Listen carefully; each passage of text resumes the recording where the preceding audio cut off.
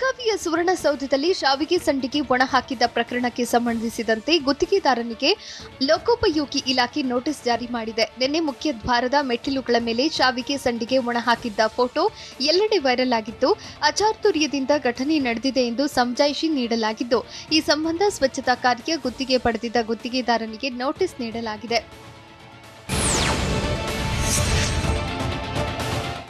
ಇನ್ನು ಮುಖ್ಯ ದ್ವಾರದ ಮುಂದೆ ಶಾವಿಗೆ ಒಣ ಹಾಕಿದ್ದ ಸುವರ್ಣಸೌಧದ ಕಾರ್ಮಿಕ ಮಹಿಳೆಯನ್ನು ಕೆಲಸದಿಂದ ವಜಾ ಮಾಡಲಾಗಿದೆ. ಕೊಂಡಸಕೊಪ್ಪ ಗ್ರಾಮದ ಕಾರ್ಮಿಕ ಮಹಿಳೆಯನ್ನು ಗುತ್ತಿಗೆದಾರ ಕೆಲಸದಿಂದ ವಜಾ ಮಾಡಿದ್ದಾರೆ. ಅಚಾತುರ್ಯದಿಂದ ನಡೆದ ಘಟನೆ ಎಂದು ಸಮಜಾಯಿಷಿ ನೀಡುತ್ತಿರುವ ಗುತ್ತಿಗೆದಾರ ದಿನಗೂಲಿ ಆಧಾರದ ಮೇಲೆ ಸ್ವಚ್ಛತಾ ಕೆಲಸ ಮಾಡುತ್ತಿದ್ದ ಮಹಿಳೆಯನ್ನು ವಜಾ ಮಾಡಿದ್ದಾಗಿ ಕಾರ್ಯನಿರ್ವಾಹಕ ಇಂಜಿನಿಯರ್ಗೆ ಮಾಹಿತಿ ನೀಡಲಾಗಿದೆ.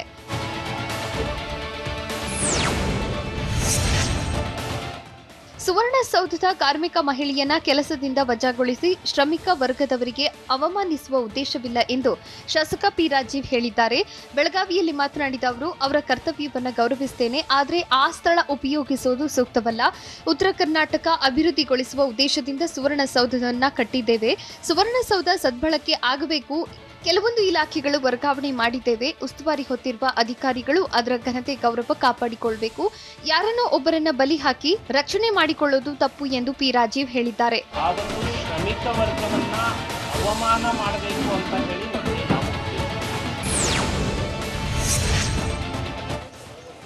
ಯಾದಗಿರಿ ಜಿಲ್ಲೆ ಸುರಪುರ ತಾಲೂಕಿನ ಅಂಬಲಿಹಾಳ್ ಗ್ರಾಮದ ಆಂಜನೇಯ ದೇವಸ್ಥಾನಕ್ಕೆ ದಲಿತರು ಸಾಮೂಹಿಕವಾಗಿ ಪ್ರವೇಶ ಮಾಡಿದ್ದಾರೆ. ಮಹಿಳೆಯರು, ಪುರುಷರು ಸೇರಿ 100ಕ್ಕೂ ಅಧಿಕ ದಲಿತರು ದೇಗುಲ ಪ್ರವೇಶ ಮಾಡಿದ್ದು, ಶಾಸಕ ರಾಜುಗೌಡ ದಲಿತರಿಗೆ ಸಾಥ್ ನೀಡಿದ್ದಾರೆ. ಕಳೆದ 4-5 ದಿನಗಳ ಹಿಂದೆ 5 ಮಂದಿ ಮಹಿಳೆಯರು ಮಾತ್ರ ದೇಗುಲ ಪ್ರವೇಶ ಮಾಡಿದ್ರು. ಇಂದು ಹೂವಿನಹಳ್ಳಿ ಗ್ರಾಮದಿಂದ ನಡೆದುಕೊಂಡು ಬಂದು ಶಾಸಕ ರಾಜುಗೌಡ ಸಮ್ಮುಖದಲ್ಲಿ ಅಂಬಲಿಹಾಳ್ ಆಂಜನೇಯ ದರ್ಶನ ಮಾಡಿದ್ದಾರೆ.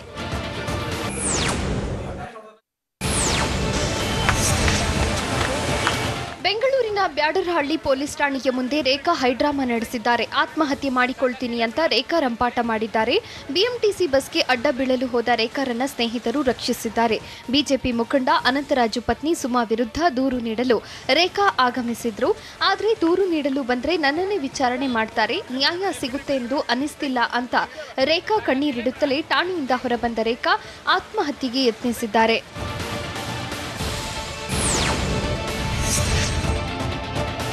ಬಿಜೆಪಿ ಮುಖಂಡ ಅನಂತರಾಜು ಆತ್ಮಹತ್ಯೆ ಕೇಸ್ ಟ್ವಿಸ್ಟ್ ಮೇಲೆ ಟ್ವಿಸ್ಟ್ ಪಡೆದುಕೊಳ್ತಿದ್ದು, ಬ್ಯಾಡರಹಳ್ಳಿ ಪೊಲೀಸ್ ಠಾಣೆಗೆ ಅನಂತರಾಜು ಪತ್ನಿ ಸುಮಾ ವಿರುದ್ಧ ರೇಖಾ ದೂರು ನೀಡಿದ್ದಾರೆ. ಸುಮಾರಿಂದ ಜೀವ ಬೆದರಿಕೆ ಕರೆಗಳು ಬಂದಿವೆ. ಹಾಗಾಗಿ ರಕ್ಷಣೆ ಕೊಡುವಂತೆ ರೇಖಾ ಪೊಲೀಸರ ಬಳಿ ಮನವಿ ಮಾಡಿದ್ರು. ನನಗೆ ಹಾಗೂ ನನ್ನ ಮಕ್ಕಳಿಗೆ ಬೆದರಿಕೆ ಇದೆ, ಹಾಗಾಗಿ ದೂರು ನೀಡಲು ಬಂದಿದ್ದೇನೆ ಅಂತ ಈ ವೇಳೆ ರೇಖಾ ತಿಳಿಸಿದ್ರು. ಅಪ್ರಾಪ್ತ ಯುವತಿಯರ ಅಶ್ಲೀಲ ಫೋಟೋ ಮತ್ತು ವಿಡಿಯೋಗಳನ್ನು ಕಳಿಸಿದ್ದ ಆರೋಪಿಯನ್ನ ಬೆಂಗಳೂರು ಪೊಲೀಸರು ಬಂಧಿಸಿದ್ದಾರೆ. 42 ವರ್ಷದ ಪುರುಷೋತ್ತಮ ಎಂಬ ಆರೋಪಿಯನ್ನು ಆಗ್ನೇಯ ವಿಭಾಗ ಸಿಇಎನ್ ಪೊಲೀಸರು ಬಂಧಿಸಿದ್ದಾರೆ.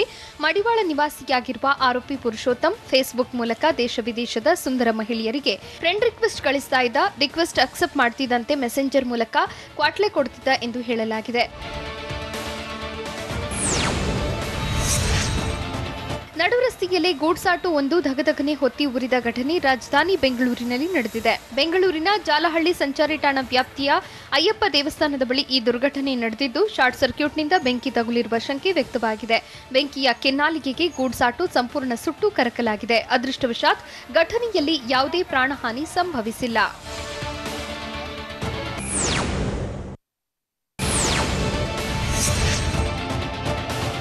ಆಂಧ್ರಪ್ರದೇಶದ ಪ್ರಸಿದ್ಧ ಯಾತ್ರಾ ಸ್ಥಳ ತಿರುಪತಿಯ ರೈಲ್ವೆ ನಿಲ್ದಾಣವನ್ನು ಮರು ಅಭಿವೃದ್ಧಿ ಮಾಡಲು ಕೇಂದ್ರ ರೈಲ್ವೆ ಇಲಾಖೆ ನಿರ್ಧರಿಸಿದೆ.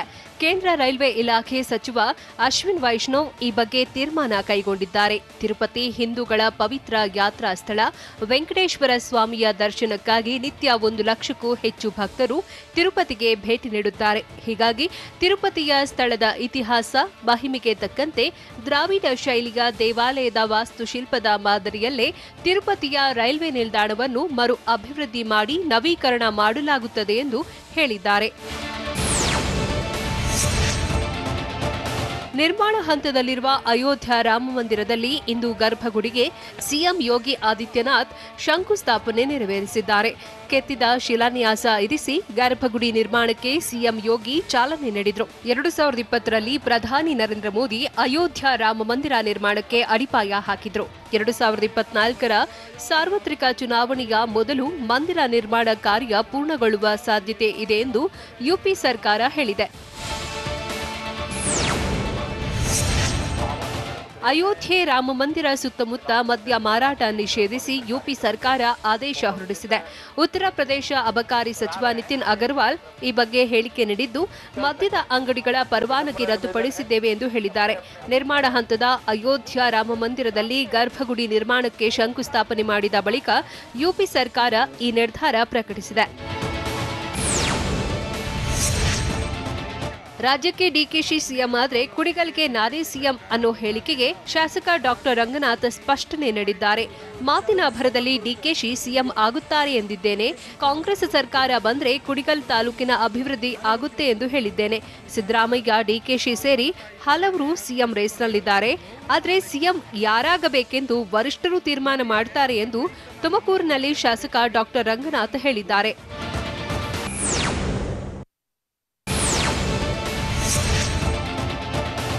ರಾಜ್ಯದಲ್ಲಿ ಪಠ್ಯ ಪರಿಷ್ಕರಣೆ ವಿವಾದ ದಿನದಿಂದ ದಿನಕ್ಕೆ ಕಾವೇರುತ್ತಿದ್ದು, ರೋಹಿತ್ ಚಕ್ರತೀರ್ಥ ವಿರುದ್ಧ ಆಕ್ರೋಶ ಭುಗಿಲೇಳುತ್ತಿದೆ. ವಿವಾದದ ಬಗ್ಗೆ ಮುಖ್ಯಮಂತ್ರಿ ಬಸವರಾಜ ಬೊಮ್ಮಾಯಿ ಪ್ರತಿಕ್ರಿಯಿಸಿದ್ದಾರೆ. ಕುವೆಂಪು ಹಾಗೂ ನಾಡಗೀತೆಗೆ ಅಪಮಾನ ಮಾಡಿದ ಆರೋಪ ಸಂಬಂಧ ಪಠ್ಯಪುಸ್ತಕ ಪರಿಷ್ಕರಣೆ ಸಮಿತಿ ಅಧ್ಯಕ್ಷ ರೋಹಿತ್ ಚಕ್ರತೀರ್ಥ ಕುರಿತು ನಿರ್ಮಲಾನಂದನಾಥ ಸ್ವಾಮೀಜಿಗಳು ಪತ್ರ ಬರೆದಿದ್ರು. ಈ ಬಗ್ಗೆ ಸಮಗ್ರ ವರದಿ ನೀಡುವಂತೆ ಶಿಕ್ಷಣ ಸಚಿವರಿಗೆ ಸೂಚಿಸಿದ್ದೇನೆ. ವರದಿ ಬಂದ ಮೇಲೆ ತೀರ್ಮಾನ ಮಾಡ್ತೇವೆ ಅಂತ ಉಡುಪಿಯಲ್ಲಿ ಸಿಎಂ ಬಸವರಾಜ ಬೊಮ್ಮಾಯಿ ಹೇಳಿದ್ದಾರೆ.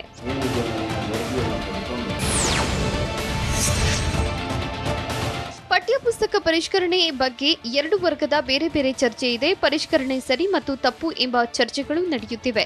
ಈ ಬಗ್ಗೆ ಸಚಿವರು ನಾಳೆ ವರದಿ ಕೊಡ್ತಾರೆ ಅಂತ ಮುಖ್ಯಮಂತ್ರಿ ಬಸವರಾಜ ಬೊಮ್ಮಾಯಿ ಹೇಳಿದ್ದಾರೆ. ಸಾಹಿತಿಗಳು, ಸ್ವಾಮೀಜಿಗಳು ಪತ್ರ ಬರೆದಿದ್ದಾರೆ. ಪಾಠ ವಾಪಸ್ ಪಡೆಯಬೇಕು ಎಂದವರ ಬಳಿ ಮಾತನಾಡ್ತೇನೆ ಎಂದು ಉಡುಪಿಯಲ್ಲಿ ಸಿಎಂ ತಿಳಿಸಿದ್ದಾರೆ. ರಾಜ್ಯದಲ್ಲಿ ಪಠ್ಯಪುಸ್ತಕ ಪರಿಷ್ಕರಣೆ ವಿವಾದ ತೀವ್ರಗೊಳ್ಳುತ್ತಿದ್ದು, ಪಠ್ಯಪುಸ್ತಕ ಪರಿಷ್ಕರಣಾ ಸಮಿತಿ ಅಧ್ಯಕ್ಷ ರೋಹಿತ್ ಚಕ್ರತೀರ್ಥ ವಿರುದ್ಧ ಬೆಂಗಳೂರಿನಲ್ಲಿ ದೂರು ದಾಖಲಿಸಲಾಗಿದೆ. ಕಬ್ಬನ್ ಪಾರ್ಕ್ ಪೊಲೀಸ್ ಠಾಣೆಗೆ ಸಾಮಾಜಿಕ ಕಾರ್ಯಕರ್ತ ಬಿಟಿ ನಾಗಣ್ಣ ಎಂಬುವವರು ದೂರು ನೀಡಿದ್ದಾರೆ. ರೋಹಿತ್ ಚಕ್ರತೀರ್ಥ ನಾಡಗೀತೆಗೆ ಅವಮಾನ ಮಾಡಿದಂಥ ವ್ಯಕ್ತಿ, ಭಾರತವನ್ನ ಅರಬ್ಗೆ ಹೋಲಿಸಿದಂಥ ವ್ಯಕ್ತಿ. ಇಂಥವರು ಪರಿಷ್ಕರಣಾ ಸಮಿತಿ ಅಧ್ಯಕ್ಷ ಸ್ಥಾನದಲ್ಲಿರೋದು ಸರಿಯಲ್ಲ. ಹೀಗಾಗಿ ರೋಹಿತ್ ಚಕ್ರತೀರ್ಥ ವಿರುದ್ಧ ಕ್ರಮ ಕೈಗೊಳ್ಳುವಂತೆ ದೂರಿನಲ್ಲಿ ಉಲ್ಲೇಖಿಸಿದ್ದಾರೆ.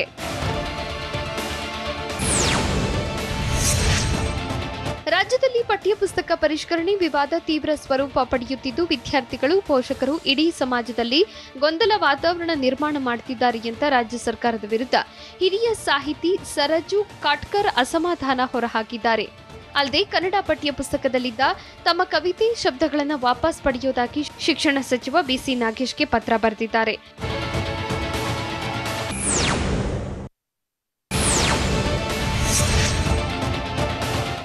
ರಾಜ್ಯಸಭೆಗಾಗಿ ಕಾಂಗ್ರೆಸ್ ಜೆಡಿಎಸ್ ಆರೋಪ ಪ್ರತ್ಯಾರೋಪ ಜೋರಾಗಿದೆ. ರಾಜ್ಯಸಭಾ ಟಿಕೆಟ್ ಫೈನಲ್ಗೂ ಮುನ್ನ ಜೆಡಿಎಸ್ ಕಾಂಗ್ರೆಸ್ ನಾಯಕರ ಮಾತುಕತೆಯಾಗಿತ್ತು. ಸೋನಿಯಾ ಗಾಂಧಿ ಜೊತೆ ಎಚ್ಡಿ ದೇವೇಗೌಡರು, ಎಚ್ಡಿ ಕುಮಾರಸ್ವಾಮಿ ಮಾತುಕತೆ ನಡೆಸಿದ್ರು. ಆದರೆ ಮಾತುಕತೆ ವೇಳೆ ಕೆಲವು ಕಂಡೀಷನ್ ಹಾಕಿ ಜೆಡಿಎಸ್ಗೆ ಸೋನಿಯಾ ಗಾಂಧಿ ಒಪ್ಪಿಗೆ ಸೂಚಿಸಿದ್ರಂತೆ.